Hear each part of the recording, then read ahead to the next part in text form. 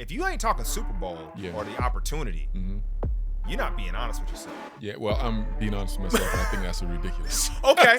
And I hate when they do this. They keep putting their players in horrible positions, and then we sit over here and we blame the player. You cannot put him in that type of position, especially in that situation, J. Oh, don't do it. Don't do it. Don't be a hater. Are you gonna say his name? What? Go ahead. Say it. Say it. Just say it. No, listen. Just, who are you talking about for the people? Just say it. Shout out to 888 Sport and Lazy Boy, the official partner of the NFL UK and Ireland. I'm Jay Bell. This is my man Osi, and we got a great podcast for you today. Absolutely, we do. But Jay Bell, I got to start this off with a little gripe I have. Okay. A little something annoying me, Jay Bell. It's been stuck in my craw, as they like to say. What is that? I don't know. So it's like what they used to say in the olden days. It's stuck in my craw. So I'm listening to this. I'm watching this story on Instagram. Okay. You know, and I see a guy. He's a former NBA player by the name of Kevin Garnett. Yeah, baller. Yeah, baller. And he said something that I see a lot of NBA players say. Talk to me. And it really, really, really gets my goats. What is wrong with you? Who are you, Mike? It gets my goat, J Bell. What is that? Okay. You know what they say, Jason? What do they say? You know what they always say? And I've heard him say it. Paul Pierce, LeBron James, all these players. They're like, yeah, and you know, anybody doing this and blah, blah, blah, blah, blah in our league. Oh. They always say our league. And in my head, I'm like, it's not your league, bro. But I mean, no. Player empowerment? No. No, who do we celebrate? No. Are you saying because the monetary gain as far as ownership isn't theirs, is not there? They get, what, do they get more? I think they get 51%. Not your league, J Bell. It's not your league. You don't own that league, Jason. Well, you know maybe what? one player. Maybe There's one player that can say our league. Yeah, because he was an owner. And it ain't them. Okay. So they need to calm down with all of that. All right. It annoys me. I'm sorry. I just had to get it off my chest. Well, ladies and gentlemen, welcome to our podcast. Is it really? It's not even Let's get into Game of the Week. Get ready, get excited, and get comfortable, Osi, for Lazy Boy Game of the Week. Oh, yes, J Bell, the Game of the Week. Here we go with Brock Purdy scanning the field. And I believe Jauan Jennings, J Bell, touchdown. What a play by Brock Purdy. It's the subtle look as he scans, and he makes the safety in the middle move out of the way. Great play and great execution. Still in the first quarter, you're going to look at Brock Purdy scrambling to his right here, and guess what he's going to do? A strike. And guess what, J Bell? I believe once again, Jauan Jennings. What a play. Two receivers run out. He throws to the open space. Great execution, great discipline. Brock Purdy delivering. On to the second quarter, 1:15 to go. Matthew Stafford delivers a rocket. Splits two defenders. Kyron Williams, you might as well just call him Simone Biles, J Bell. He flipped into the end zone. Ooh-wee, that technique was flawless. He almost got a 10 for the land, but he didn't get it. He didn't stick it. Ooh-wee, the slow-mo is extra sweet, baby. Third quarter, 7 minutes to go. Purdy in the pocket. And you won't guess what happens next, J Bell. I believe Jauan Jennings. Jauan Jennings had a day, Osi, and he ran out of the stadium, outrunning two defenders. Man, he made the most of this day. 49ers up 21-14. Purdy shuffles to the right, throws it up, and Jauan Jennings mosses the defender, J Bell. You know all about that, don't you? Oh, that's happened to me before. That is happening to me. What celebration is that, Osi? That's the Kai Cenat celebration, J Bell. Oh, and he's thanking his hands on that play. Jauan Jennings, this is unbelievable. To the fourth quarter we go. 3 minutes and 9 seconds left. Purdy trying to find a receiver. Rams with outstanding coverage. Purdy finding nobody. Look at him scrambling.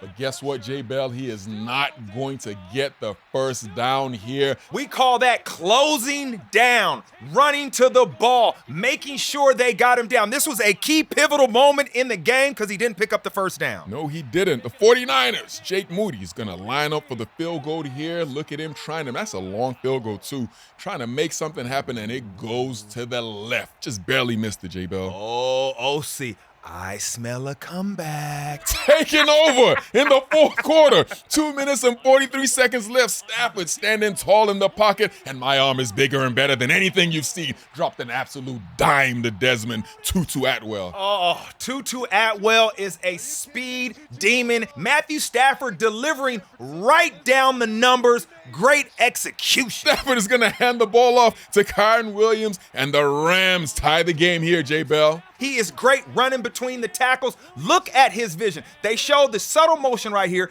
to get an indication on what the defense is doing. Matthew Stafford understands the middle of the field is going to open up. Give it to Kyren Williams, and he can seal the deal. Fourth quarter, 56 seconds left to go. The 49ers are going to punt the ball to the Rams' Xavier Smith, and special teams for special players, Jason. Yes, if you want to have a comeback, you need explosive plays in the kicking game, and that is exactly what happened with Smith. Fourth quarter, 5 seconds left to go. The Rams line up for the field goal, and they are going to split the uprights and go up by 3 points here, J. Bell. Right in front of those San Francisco fans. What a kick, putting them in the lead. It is a great comeback by the Los Angeles Rams. They got the win.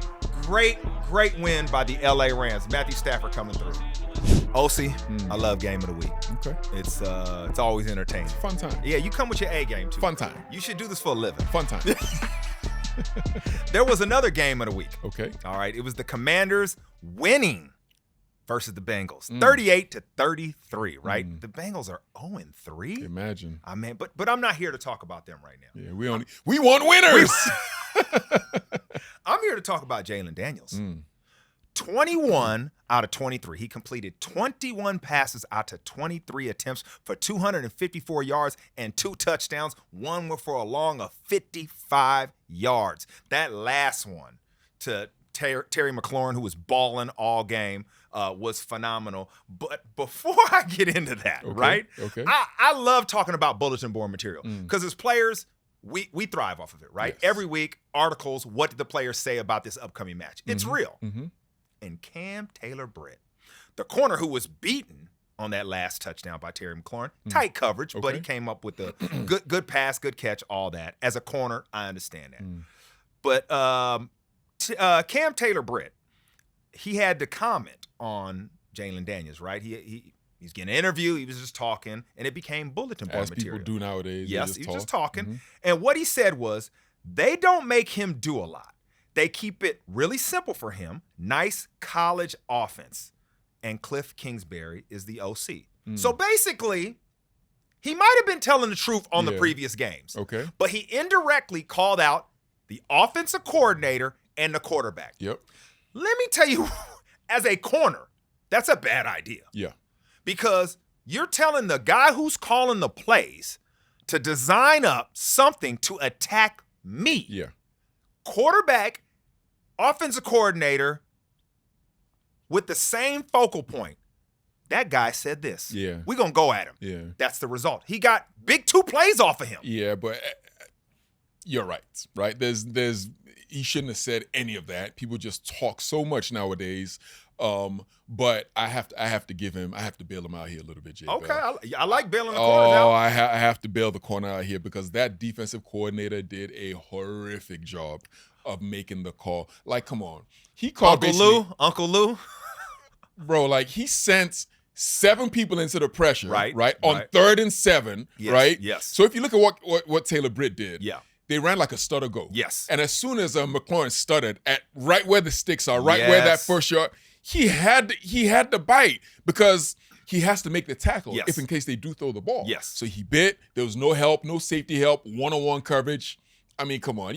As a defensive coordinator, you cannot put your – and I hate when they do this. They keep putting their players in horrible positions, and then we sit over here and we blame the player. You cannot put him in that type of position, especially in that situation, J. Bell. First of all, Osi, that's a phenomenal breakdown. You like that? Yeah, and I think that you should do that more. Okay, thank you. All right, so we can talk about that because that was outstanding. Mm.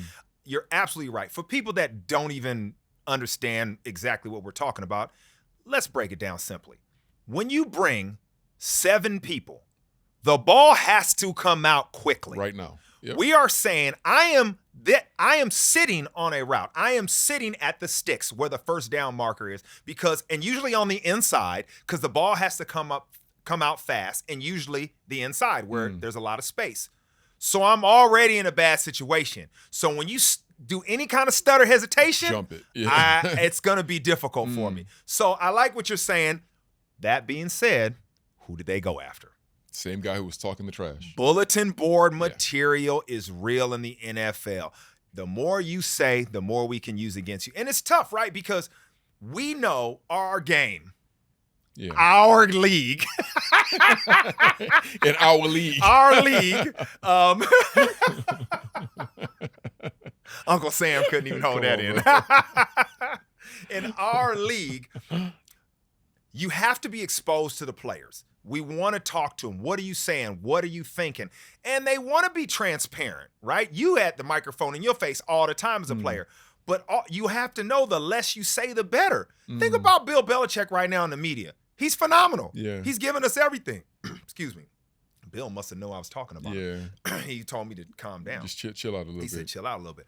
But when he was a coach, he said nothing. Yeah. He gave away nothing. So I say, great play. Jayden Daniels, celebrate that. That was a phenomenal game. Great coaching on the side of, obviously, the Washington Commanders. That being said, there's some other good coaches that need to be celebrated, Osi. Look at what Matt LaFleur is doing. His quarterback's out. He's got Malik Willis winning games, man. They have 612 rushing yards this season. Crazy. Malik Willis was 13 out of 19 for 202 yards. He was a castaway. They ran him out of Tennessee. He couldn't be their backup. Ran him out of Tennessee. What you're saying is exactly the difference with each team. Parity within the league is real with players. Where's the parity lacking and doesn't exist? You always say it. Coaching. Boom. Because as a player, if I'm in a situation where I'm going to get better, what do I want to do? Right. I want to play better, which hopefully helps us be a better team. And if you trust a coach, if you trust a friend, a parent, a peer, a confidant to tell you the things that are necessary to put you in a position to be successful in whatever career you got, aren't you going to do that? Yep. Because a lot of other people have other intentions. They're worried about them. And you can get caught up with that. And you can get caught up in that wave. And if that wave's going forward, it feels good. But as soon as that thing starts to ripple out, they're just throwing stuff to the shore. Yep. And you like, but I was on this with you. They don't care. They don't care. And a lot of people, this resonates with your life, whatever you're doing. And understand, that's how it is. Some people are worried about themselves. We understand that. But you have to be aware of people around you and situations around you that are there to make you better. And we're seeing that. Look at what Mike Tomlin's doing. Ridiculous. Justin Fields. The way he's playing, OC. Now, what do you think about that defense, though? That defense it's ridiculous. 3 straight games now, they've given up less than 10 points. The last Steelers team to do that was in like the 70s. Man. The steel curtain defense. So they're playing defense at a historical level. But we've always known the Steelers play good defense. Yeah, they do. Man. They always play. Now They show up to the found fight. a complement in the way that they're playing offensively. Yeah. These two, both sides of the ball complement each other. It's going to be a difficult team to beat, bro. Difficult team to beat. And they're unbeaten, which is surprising to everybody because in the offseason, we're looking at the rosters and we're just making assessments based on no games being played. Yeah. We don't even know who their identity is. But they're 3-0, and there's some other unbeatens. Yep. Okay? Man, tell me the Bills don't look good. They look outstanding, man. 47-10 win over Jacksonville. My goodness. Hey. A thumping. thumping. They brought in Mitch Trubisky. I mean, that's how bad they were beating them. They brought in Trubisky.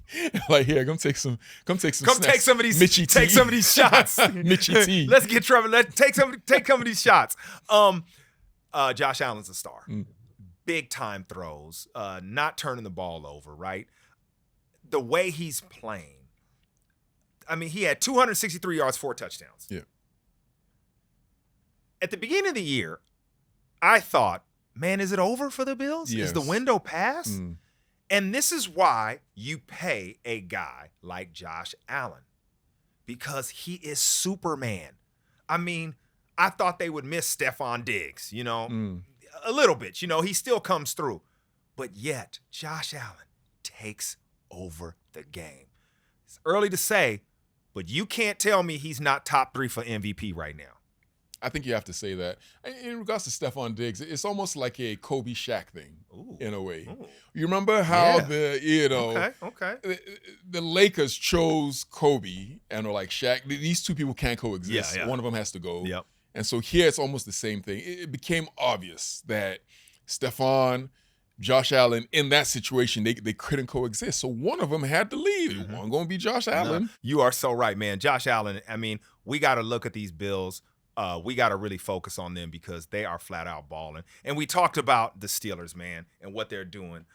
Russell Wilson thought this was his job. Yeah. One calf injury, Justin Field out there playing the way he is. Like you said, it fits this team because you're going to play tough defense, right? You're going to hold, what are they? They're the 5th team since 2000 to win the first 3 games and allow 10 or fewer points. And that's what you said earlier, right? Yep. This is crazy. Yeah. And all you need is your quarterback to make a big play. Picking up big first downs, scrambling, is the key. You could have seen, before the very first podcast, I was like, Russell Wilson, he's not going to make it through half the season. You did say that. Very first. Just the way, if you understand the Steelers, right? Yep. And you think about Justin Fields and you think about his style of play. Yep. You insert that into what they do. You're like, well, that makes a lot more sense than Russell Wilson now, right? Yeah. So, we knew this was going to happen. Yep. He's got to make sure he doesn't turn the ball over. That's key. He had an interception, but he had 245 passing yards, 1 touchdown. I mean, he's coming through when necessary. And the other undefeated team, my friend, the Vikings. Wow. The Vikings. I didn't see that one coming, J. Bell. 3-0 for the first time since 2016. If I know it's early, but that NFC North is bananas. It's phenomenal as a division. Best division in football. Best division in football, yeah, for sure. Tough. 3 teams, Detroit, Green Bay, and obviously the Vikings. But you got to start thinking. And I hate to be I don't like doing hot takes, but if you ain't talking Super Bowl or the opportunity, you're not being honest with yourself. Yeah, well, I'm being honest with myself, and I think that's ridiculous. Okay. This Super Bowl, J. Bell. This is why I say that. Their quarterback is still Sam Darnold. Sam Darnold. He's playing well. Is playing well. He's playing phenomenal. Sam Darnold was a first-round draft pick. When he came out of college, he was it means somebody thought he had talent. That's true. Somebody thought he had talent. He's very young. But I look at this team, and we're talking about coaching. And we look at this team. Offensive coordinator, defensive coordinator. Yeah. Outstanding. Kevin O'Connell, the head coach, playmaker. What is he doing? He is putting his players in positions to succeed. He knows how to scout the quarterback position. We talked about coaching earlier, to your point, and he knows how to teach it. So he says, you have the tools, and this is how I teach you. That is important at that position. And as a play caller, you see it. Think about when he had to play all the backup quarterbacks last year. Yeah, and guys were, right? He was winning because he was saying, you do this well, let me adjust. This is why it matters. Stop blaming people. Adjust. Do what you have to do. The season is long. He's doing that. And their defensive coordinator, I got to go with the Osi voice on this, Brian Flores. Wow. Okay, we talked about, so they win, is it 34-7? It was a beatdown. Okay, against Houston? Yeah. C.J. Stroud, this offense, they sacked him 5 times? Like, that Houston offense operates on a high level. And they got after him like that. Every team that plays this defense walks away and goes, You see Brock Purdy telling him the week before, like, man, that was crazy. He walked up to the defensive coordinator, Brian Flores, and was like, man, that was wild. Yeah. Brian Flores, the former head coach, the Miami Dolphins, paired with Kevin O'Connell, amazing. And one reason that works, I'm not trying to say this because we had him on here, Harrison Smith, our guy, watch him disguise coverages. It works because that guy will line up on the line of scrimmage and run all the way back into the deep third of the deep half. Troy Polamalu style. Right? You have to have somebody you trust that can do that. They do. Obviously, coaching, understanding your players, working out. What are your thoughts on that? I know I hogged the mic. It's okay. Two things. First, when I watch Minnesota play offensively, what blows my mind, right, is Justin Jefferson. Right? He makes some contested catches. Yeah. But a lot of times he is running wide open. He's the best route runner in the NFL. I don't care. Are you saying, like, why are we allowing this? Okay. How is he running? We know it's going to be him. This guy has the most yards out of anybody in history in the first 3-4 seasons, right? So clean. So clean. We've never really seen any, and he's still finding a way to run wide open. I don't understand. I don't get it. I don't. Osi, the best players find a way to shine. Cool. Now, what is that? Because that is so dismissive. No, you just, but just appropriate. It's almost like, sometimes you ever seen like a really, really good pass rusher? Yeah. You know, this guy is like unblockable. Yeah. My buddy Osi Umenyiora, I should introduce you to him. And then sometimes you see them leaving him one-on-one with a rookie offensive tackle, or sometimes they'll leave him unblocked. And you're like, why would you leave, of all the people on the field, why would you leave that guy? I remember a game in Philadelphia where somebody had 6 sacks.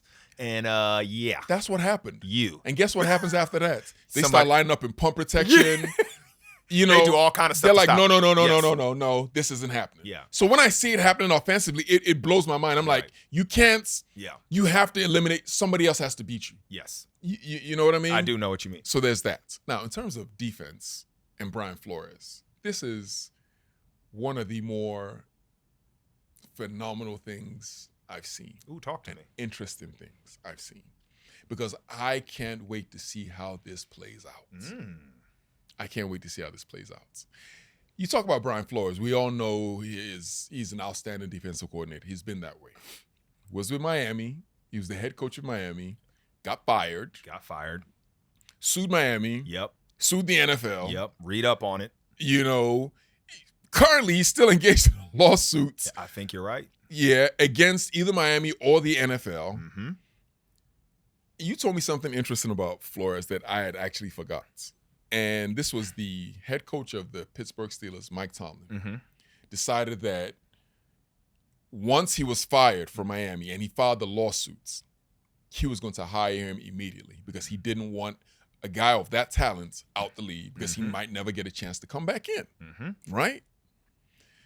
And you think about the Pittsburgh Steelers themselves with the Rooney Rule. They had the rule, the coaching rule. It was all started with them. And so the fact that a guy which means each team has to interview a minority candidate, which puts us on the stage in front of owners to give us opportunities eventually. So the fact that a guy, number one, think about the audacity of that. Yeah. A guy who's suing the NFL, they're like, yeah, that's cool, but we're still going to hire this guy, right? They hired him. He goes now to the Minnesota Vikings, and they're playing the best defense probably in the league right now, right? I can't wait to see if this guy gets a chance to be an actual head coach in the NFL. I want to see what happens there. He's going to have to be. You think so? Look at what's happening. How are teams slowing down these explosive offenses? You better have somebody who can play defense. We haven't even talked about our boy in our guys in Seattle, right? Yep. Undefeated. Outstanding. Right? Yep. Great coaches. Our guy. We almost don't want to pub him up too much because it's our guy. Because we want to see what happens. Yeah. I don't want to jinx it. Right. They're undefeated. Yep. Great coaching. What are they doing? They're defense. Yep.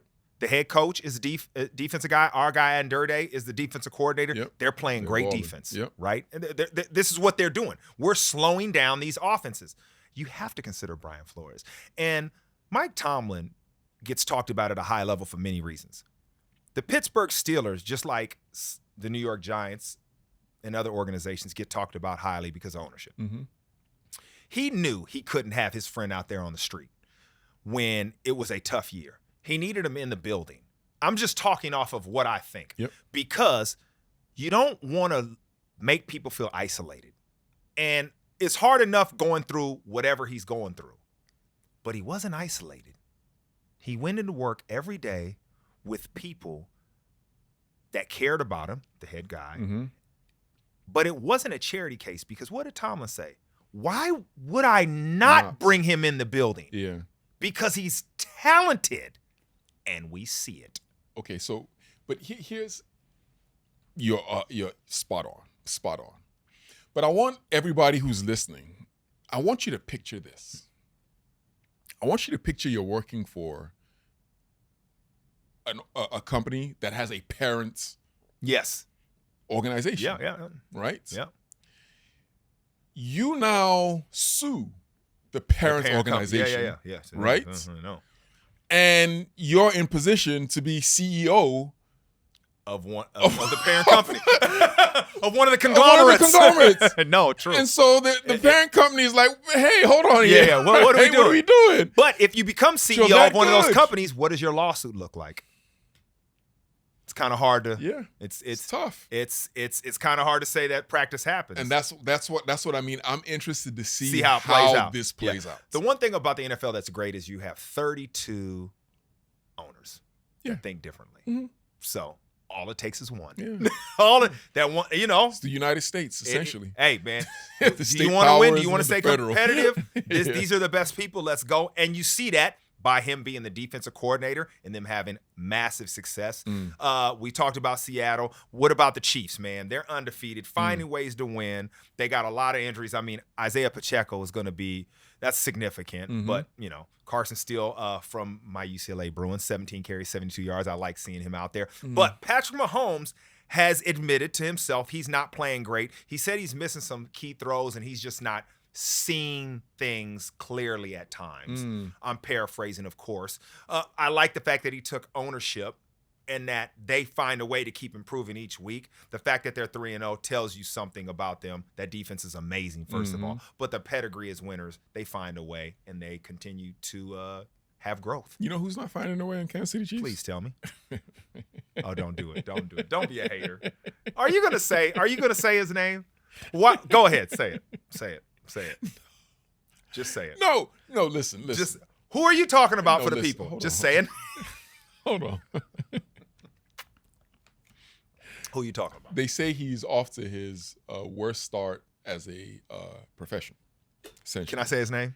No, Kelce. Yeah, Travis Kelce we're talking about. Okay. He looks like a shell of himself right now. Okay. Now I believe he's going to, progress. He's going to get better as he usually does. Yeah. But right now, the optics of him as a player and I feel bad. He's got a lot of attention, Osi. I feel bad, man. I feel bad for him in the way that this looks. Okay. I don't feel bad for him as what's my famous saying? Never feel bad for a man who owns a plane. Never. So I don't feel bad for him. Told you that, right? That's what my dad said. Yeah. So I don't feel bad for him in that sense. No. But in terms of the way it looks, because it looks like you're on this whirlwind tour, and you're doing this and you're doing that, and now you can't perform on the field. That's what it looks like. Okay. I don't know if that's the case. Okay. But that's what it looks like. Okay. That's the way it looks. Yeah. We need him to be good nearing the end of the season. Head into the postseason.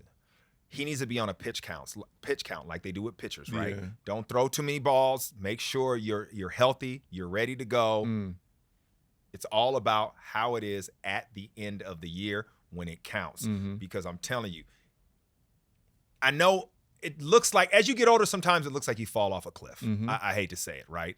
But at his position, he doesn't need to be as fast or quick. He needs to be savvy. Mm-hmm. He needs to see the field like Patrick Mahomes. And if Pat says he's not seeing the field the way he wants to, that equation is where you fit Travis Kelce in. Yeah. So I am not panicking on that. It's a little bit out of his control, OC. J-Bell, It's a little bit out of his control. do you know how difficult, how hard it is to be in your 12th year in the NFL, right? 12 years. Mm-hmm. You're a megastar now, right? You're in a different stratosphere, right? You're traveling all over the place. You're going everywhere, right? You know, you're a super celebrity now. Yeah. This is not when you're young. When you're young, you can, Yeah. you know, you can Odell Beckham it, you can Jeremy Shockey it. Okay. You're on your 12th I'm not even gonna laugh year, anymore because you're right. I know where you're going. right? I know where you're going, bro. Then on top of that, Yeah. they pay you. Yeah. I'm talking about like the Chiefs. They redid his contract, gave him a ton more money. New Heights podcast, $100 million on top. Imagine that in your 12th year in the league. Yeah. Like how do you 3-time champion already. Yeah. How do you go out there now? You're like, oh yeah, I'm gonna the things that you need to do To get ready. like how? So you make a good point because as you get older, it takes a lot. Yeah. There are no days off. You can't have them. Like at the age I am now, if I don't work out every day, my back hurts, my knees hurt. Like it's not aesthetics. It's pure survival. Yeah. So as you get older in the league, you see I remember watching Strahan work out. And I was like, oh, that's how you play 15 years. Like the regimen, right? It's tough. The way you worked out. And you realize like you can't, anything that throws off your schedule impacts game day, whatever it is. Now, I don't know I'm not talking about Travis Kelce, but I am in guessing like all of these things going on. They do impact you. And it's cool if you're balling. It's okay. And I was going to say before, it's out of his control, but maybe it is in his control. I feel if this would have happened when he was in year 6, year 7, it would be a different conversation. I totally Towards the understand. end of your career, it's either you're going to play football or you're going to do this. You're right, because it is hard. Yeah, it's tough. It's difficult. And we talked about control. And there's a quote I wanna say that I love, especially when we're doing broadcasts, breaking down the game. And it's, you can have the lead in a game and not be in control. Okay. That came from your boy, Bill Parcells and Bill Belichick. Okay. Parcells is your boy. Yeah, he is. Yeah.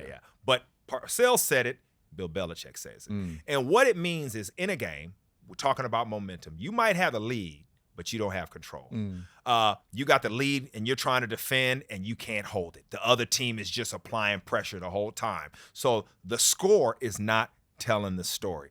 And the Ravens, they get their first win of the season, right? 28-25, beating the Dallas Cowboys. But once again at the end, it felt like they were not in control. Yeah, something's happening there, man. Like it's too repetitive. Yeah. It's too repetitive. Yeah. I don't know if you put that down to coaching. I don't know if you put that down to, their offense, because this continues to happen. This game shouldn't have even been close. They were beating the face off of the Dallas Cowboys. The Dallas Cowboys have the soft underbelly. Yeah. They cannot run the ball, and they can't stop the run. Yeah. I mean, you can't win games. If they're not ahead, right? If they don't get a big lead, they're front runners. They got to get a big lead, and then they can rush the passer off the edge. Micah Parsons comes to life. But if they got to play in a dogfight, forget it. Forget it. They're not. They beat the Cleveland Browns, and everybody just started singing their praises, and now they get back to reality. They've allowed 557 rushing yards in 3 games, OC. That's the most in franchise history since 1963. Can't over do a it. 3-game span. Thought Dan Quinn was the problem. That's what I. It seems like it is a roster issue, but back to talking about the Ravens, they got to find a way to be in control at the end of these games because they're not closing out. Lamar Jackson, man, what do you think about his performance? Listen. Is a reigning MVP. Right. Let's celebrate what he is and what he does. The way he runs the ball, he's so hard to deal with as a runner, right? He's so quick. I played against Michael Vick. You've played against Michael Vick. When Michael Vick is on the field, it's faster. Yes. The film, you're like, oh, maybe. And then you out there, you like, oh my goodness.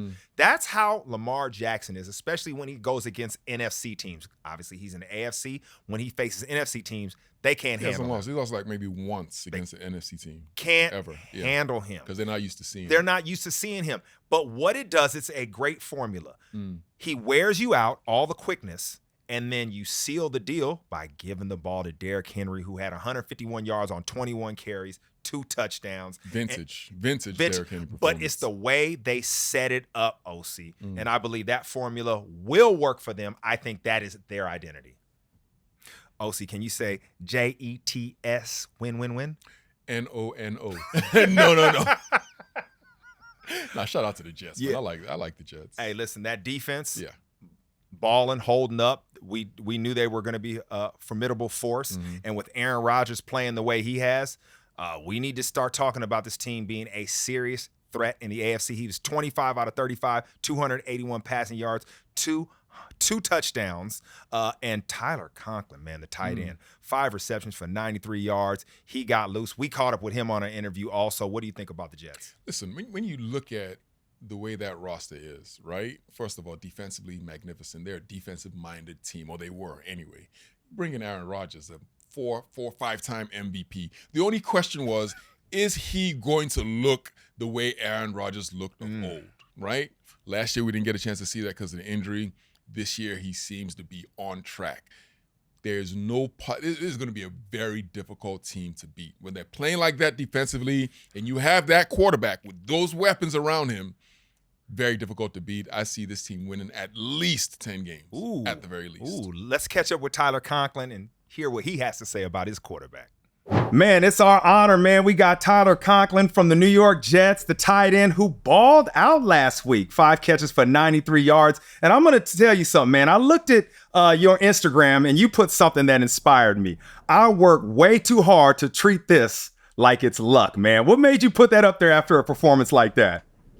Yeah, I mean, just kind of my journey in general, being a walk-on in college, being a 5th-round pick, just like kind of taking advantage of opportunities when they arose and when I got the chance to finally play, kind of all that, all the work I put in throughout my career, my life, every off season, for it to just like in the game when it kind of all, comes forward, it's just, and then the song, I was looking for a song like, damn, what song can I put on? I just kind of listened and I'm like, man, this fits. I like it. I saw some of your off-season workouts, man. You really get going. Tell us what it is in the off-season. Are you always working on something? Is it something specific or what's kind of the agenda? Yeah, I mean, I feel like every single year I've kind of like got a little better at trying to figure out like how my off-season needs to go. Like when I first got in the league, I was like, man, am I supposed to be down here at like Bomberitos or Exos or one of these places? And because I'd always be back at home in Michigan doing my strength training and whatnot. So I always wondered, like, man, am I doing it right? Like, should I be down in one of these places? And, I slowly kind of just surrounded myself with the people that I thought could best help me in, like, all aspects. And, every kind of year I kind of dig a little deeper into, what I think I can get better at, like, football-wise, what I can get better at physically, how I can protect myself. So I'm just kind of always on a deep dive of what can I do to, get 1% better or just a little bit better. Yeah, it's definitely showing on the field. And, the tight end position, you're involved in so much in the game. Obviously, pass blocking, the run game, and obviously the passing game. Playing with a guy like Aaron Rodgers, how does that help you see the game different? Your feel for the game, how you're adjusting on the fly, because you see the chemistry that you two have on the field right now. Yeah, I mean, there's a lot of different things. Like I kind of explained to people when I first got in the league, being in my situation, like I kind of always had to do things, I guess, in a way that made like coaches trust me, and I was in Minnesota. I finally got my chance to play, make sure I'm like people trust me and whatnot. So then, I got to New York and I kind of like, new place, new coaches want to do the same thing, earn people's trust. And then Aaron got here and he just sees the game so uniquely and he plays with such a feel that it was like kind of me rewiring, a lot of what I had to do to get my opportunity in this league. Of like, okay, like, yeah, this is my route, this is what I got to do. But also, like, you just got to feel the game. You got to be able to see what the defense is doing, obviously. But, just send me on a deeper dive into, like, getting better at watching film, trying to be able to kind of understand to the best of my ability what he's seeing. Obviously, that's not easy for someone that, sees the game like him and has played for as long as he has. And, and whatnot. So obviously I don't always see it the same way, but I was like, okay, if I'm going to capitalize and maximize this opportunity, I need to really, get better at watching film, so I can do my best to kind of see what he sees, kind of throughout a game.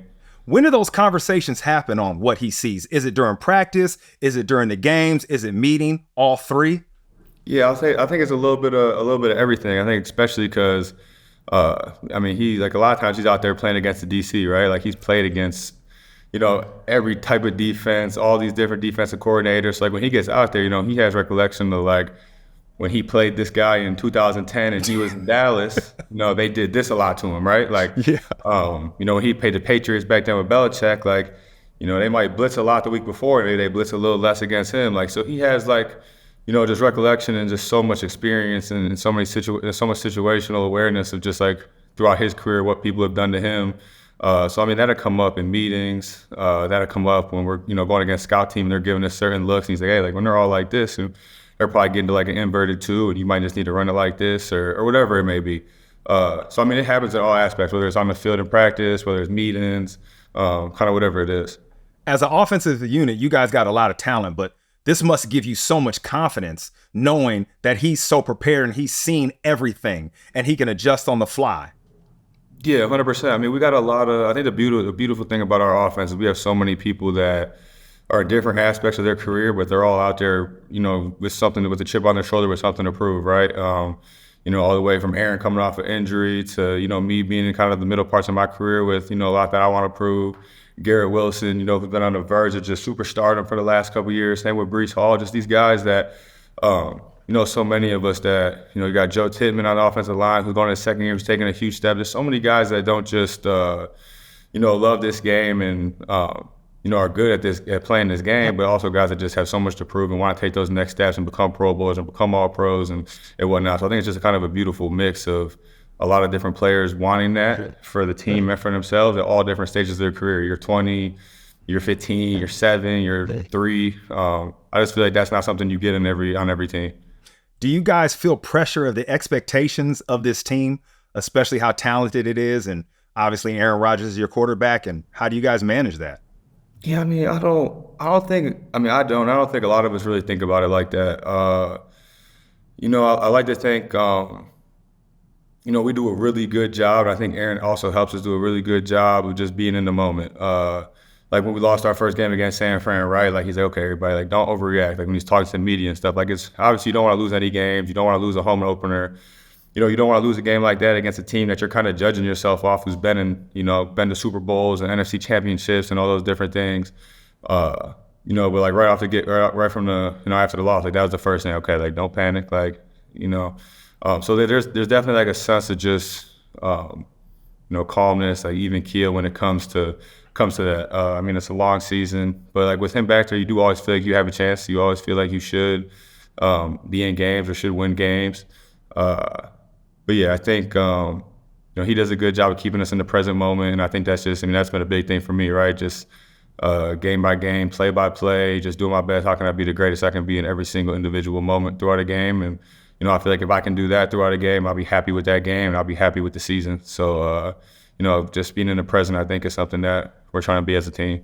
I'm going to take you out of the present moment. I know this isn't protocol. You got Denver next week, but we're going to skip ahead because we're excited to see you here in London versus the Vikings. Have you ever played in London before first? I've never played in London. I missed it by like a year every year. I think my first year after I left Minnesota, I think they went to London. I think the year before I got to New York, they went to London. So I've missed this. This is my first time. What have you heard about the experience? Honestly, I haven't talked to a ton of people about it. But for the people I have talked about, everybody kind of has a different experience from the travel there to, every team. Some teams go for the whole week and get to, kind of wander around and enjoy themselves a little bit. Some people kind of just go in and out like a business trip. I know my family's super excited about it. I got my wife's family, my family. So I think it's awesome for them because, it's an excuse for them to get a once-in-a-lifetime opportunity, go to a different country, watch football, watch me, but also they're going for the whole week to do all types of stuff, right? They're going golfing, they're going to experience all the different things. So, I'm excited for my family and kind of like what the opportunity it gives them to experience this. Well, I'll tell you what, the fans are going to love you out here. The crowd is going to be wild. And if you need any help on restaurant reservations for the family, I got you, bro. Yeah, I could use them. I mean, me and the wife would probably go get dinner one time, so I definitely need at least one. All right, man. We're excited to see you out here. Thank you for taking the time to do this interview, man. And once you get out here, man, these fans are going to love you. It's going to be crazy. Enjoy the experience. I appreciate it, man. Thanks for having me. Osi, can't wait to see him play in London. He's excited to come out here. Talked about dinner reservations with the family, but you're the one with all the plugs, so you got to hook him up. No. You got the plug, J-Bell. You got the plug. Oh, I'm going to tell you who else had the plug. The Panthers. The Panthers secure their first win of the season over the Raiders, 36-22. Andy Dalton coming in to start over Bryce Young. Yeah. He completed 26 out of his 37 passes for 319 yards, 3 touchdowns. He had 3 of those in the first half. OC. Chuba Hubbard ran for 114 yards. Deontay Johnson had over 120 yards and a touchdown. Man. So there's a lot of things there's a lot going on. When you talk about the Panthers, right? Yep. So they bench Bryce Young. Yes. They're for the first overall pick in the draft, which is something people never do, right? So they bench him. They go to Andy Dalton, a veteran quarterback. He's had a lot of success in this league. Canales, the head coach, came from Tampa. He's supposed to be an offensive genius. Wasn't happening That's why they brought him in. With Bryce Young. And then you put in Andy Dalton and he goes off like that. Berserko. And so Dave Tepper, the owner of the Panthers, who was getting all kinds of stick. Oh, he doesn't know what he's doing and blah, blah. He's this, he's that. He makes a very, very bold call here, and the gamble paid off, J-Bell. That's a tough situation. Do you think this is just a blip on the radar? You know how when they have change, yes, everybody in the organization is on high alert. Yes. You know the focus is on this performance. It's coming from top down. You are literally playing for your job. Yes. It's that extra effort. Whenever there's a coaching change, a quarterback change, or something like that, do you think this is going to sustain? Yes. And I'm gonna tell you why. Look at what he did with Baker Mayfield. Okay. Right? So, journeyman quarterback, he'd been all these different places, all of a sudden has the best year of his career. But Dalton can't be the future. He might not be the future, but you can't tell me, right, that Baker Mayfield is a better quarterback than Andy Dalton. I think he is. There's just no possible way, JB. I think he is. We're forgetting how good Andy Dalton was as a player. He took Cincinnati to playoffs a lot. It was the whole issue was he didn't win a playoff game, right? Mayfield isn't. But he is a very, very good quarterback. So in the veteran hands, okay, they're going to be okay. Yeah. Just Bryce just wasn't getting the job done. No, man. You're right. I mean, you just look at the way the offensive line played. Yeah, held up, and the playmakers on the outside. They thought this team had talent, and to your point, they delivered. And I hate to say it, against the Raiders, Raiders are a good team. We were especially on defense. You just carved them up like that. That's the part where you're like, bro, on defense, like, what are we talking about? And our boy AP, man. Yeah. Can I read you something? Please. Can I bring you in? Mm-hmm. AP. So I love watching him do interviews because he's good at it. He's just he's himself. Yeah, he's who he is. This is how he stood up in front of the room and talked to us as a defense and as an entire team. This is a quote from AP. I think as the game went on, I don't think it was the team. I think there was definitely some individuals that made business decisions and will make business decisions going forward as well. So what does that mean, J-Bell? Tell the people what that means. This was what the quote. Just tell us what the quote means. This was after asking what his positive takeaways from the game were. You know what his response was? Yes. Nothing. Yeah, nothing. You got beat down like that. So, back to your question posed to me. Yeah. What do I think that was? What do you think that means? What he said. When he said that about people making business decisions and he's going to make business decisions, what do you think that means? We know players love these phones. They read everything. Mm-hmm. Sometimes you got to talk to them through the media. Yes. Sometimes you got to say, oh, it's you. Yeah. And you know it's you. Mm-hmm. And if there is a decision made, everybody knows who they're talking about. Who I'm talking about. Business decision means they're going to release you, bench you, something. definitely won't be playing. I don't know about release. That's too early. You kind of, and that's different, right? But I think your first chance is playing, right? That's your first. That's the first kind of string you pull, right? So if you're not playing as much, say you don't start, say something happens and you're not there, they know, oh, that's you, or it's a threat. Yeah. It's so that's what I believe. He is talking to his team through the media. Yes, he's talking to his team through the media. But the problem that I see with that really is the NFL, especially is such a business, right? And the players are making, a lot of them anyway, especially the ones he would be talking about, are making so much money that it really, really limits your ability to really make those kind of business decisions. And this is why I feel like when you come out and say something like that, to be able to back it up is a very, very difficult thing to do. Yeah. Very, very difficult. Because what are you talking about doing? You talking about like benching these players? Well, they were starters for a reason, right? And if in fact you do decide to bench them, the person who you replace them with, he better be able to ball just like that person, right? Otherwise, you're costing yourself eventually, right? No, you're right. This is hurting the team and you. Right? So talent's a premium. So you come out and you say something like that, all right? Your recourse to take action is very, very limited. So this is why I'm against those type of statements, because I don't really know what you can do, especially in the short term. After the season, yeah. But right now, you're in a no-win situation, bro. See, that's tough after a game, right? You're on the podium. You want to say what you saw, how you feel, but then you got to go back to your office and you got to make that decision. Right. And you got to think holistically. Yeah, everything. You got to go, is this the best thing for my team? Yet, as a leader, as we know he is, if you gonna flex, if you lose trust, it's over. Yeah. And if he's lost trust in players and how they perform, it's over for them. That being said, you might be on to something. That is, you are on high alert. This is your warning. Yep. So it could have been a significant warning shot. We're going to see how that plays out. Hey, it's hard being a leader. It's tough, man. It's hard being a leader, man. It's that time, our picks of the week, powered by 888 Sport, official partner of the NFL UK and Ireland. Osi, are you ready? I'm ready, bro.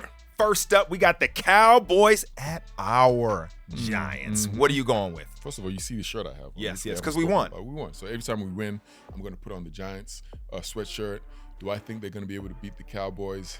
Not this time, man. I think the Cowboys win it. They're too desperate right now. Too desperate for a win. Yeah, and I'm worried about the Giants secondary. That's my issue. And we know the Cowboys can throw the rock. I'm going with the Cowboys also. We got the Packers at the Vikings. I'm going to go with the Vikings here, man. I don't think this Packers train can keep on rolling through Minnesota. Yeah, I'm not sure if Jordan Love will be back, but if Malik Willis is on the field versus this Viking defense, I don't got a lot of hope for him. They've been playing well, but I'm rolling with the Vikings. We got the Bills at the Ravens, Osi. Bills at the Ravens. Bills undefeated against a hungry Ravens team. I'm going to go with the Ravens here, J. Bell. It's going to be tough for the Bills to win in Baltimore. This is where Josh Allen becomes a front runner for MVP. Okay. The Bills win at the Ravens. I'm going with Buffalo, man. I don't know why, but I got faith in Superman Josh Allen in this one. This is going to be interesting. Outplaying the MVP of last year at home. Ooh-wee. No, J. Bell. You're not with me on that? No, J. Bell. All right. How do you feel about the Seahawks at Detroit? Ooh. I'm gonna have to go with Detroit here. Yeah, I think the Seahawks take that first L. I'm going with Detroit. All right, I'm going with the Lions, too, at home. It's going to be hard to beat them, especially inside where Jared Goff plays well. Eagles at the Buccaneers. Fly, Eagles, fly. Bucks are overachieving to me. They played well, but they're overachieving. I think the Eagles are the better team. Eagles win the game. I'm going with the Buccaneers at home. Okay. Yeah, I think the Buccaneers, that defensive line will probably step up to the challenge, hopefully, but it's going to be a tight one. Baker Mayfield's got to come through with some big boy throws. Please head over to 888 Sport for all the odds, and remember, 18 plus, please gamble responsibly. That's it from us at the Jason and Osi podcast. Please subscribe to all the channels. We really appreciate it, man. It's all because of you we get to do this. Check us out. Click the subscribe button. Like all the stuff. Guess what they get to CJ Bell if they like and subscribe? What's that? Ankles! Little ankle action. It's a little ankle action. Oh That's my all. God. Ankle action gonna get you in trouble. It's a little ankle action. We're gonna have to put a disclaimer. NC-17 Yeah, on it. yeah. Till next week.